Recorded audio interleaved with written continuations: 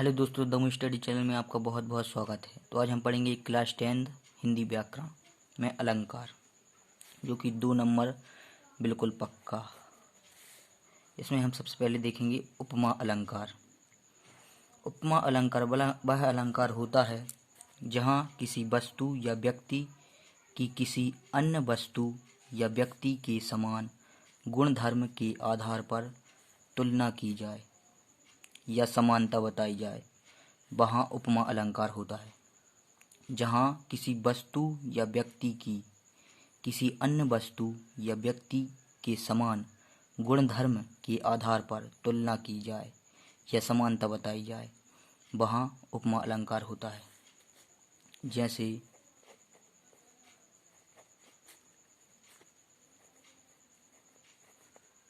रामू या श्यामू, गुण धर्म के आधार पर तुलना की जाए या समानता बताई जाए, वहाँ उपमा अलंकार होता है। इसका हम उदाहरण देख लेते हैं।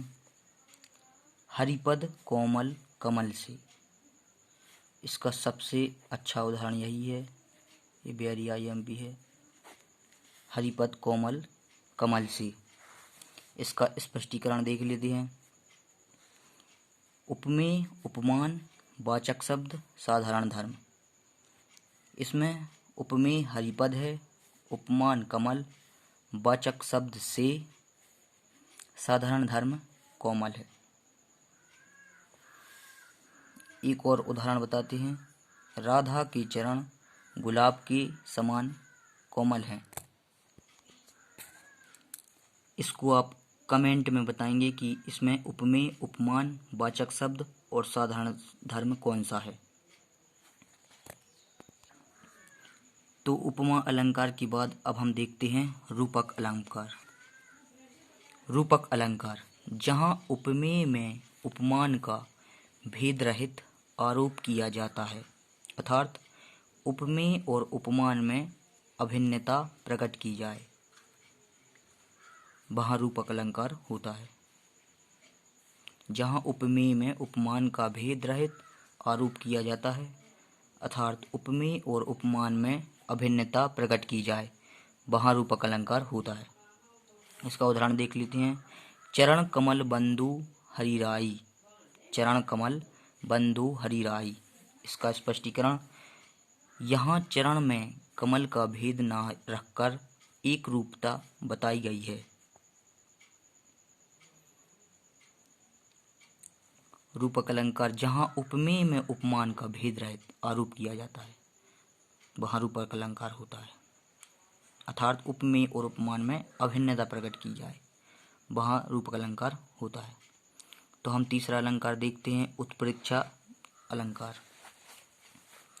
उत्प्रेक्षा अलंकार वह अलंकार होता है जहाँ उपमेय में उपमान की संभावना की जाए।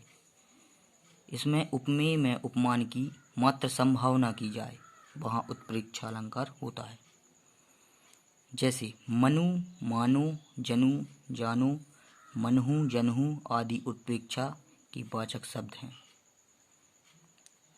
ये शब्द जहाँ दिखें वहाँ 100% उत्प्रेक्षा अलंकार होता है।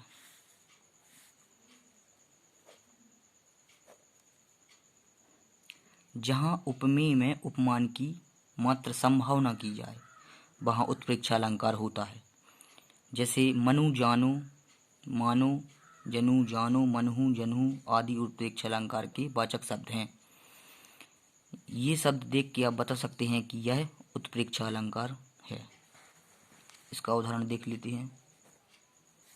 सोहत ओढ़े पीत पठु श्याम सलोने गात मनो नीलमणि शैल पर अतपु पर्यो प्रभात।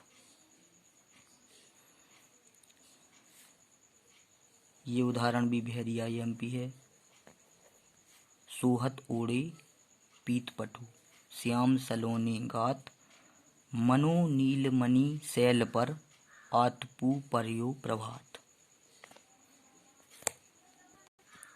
ये बोर्ड परीक्षा की दृष्टि से क्लास 10th के लिए बहुत IMP अलंकार हैं। यह 2 नंबर के आते हैं। इसमें 2 नंबर बिल्कुल पक्का।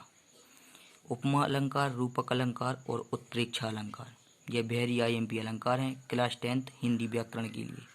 तो आप फिर से इन्हें देख सकते हैं और लिख सकते हैं।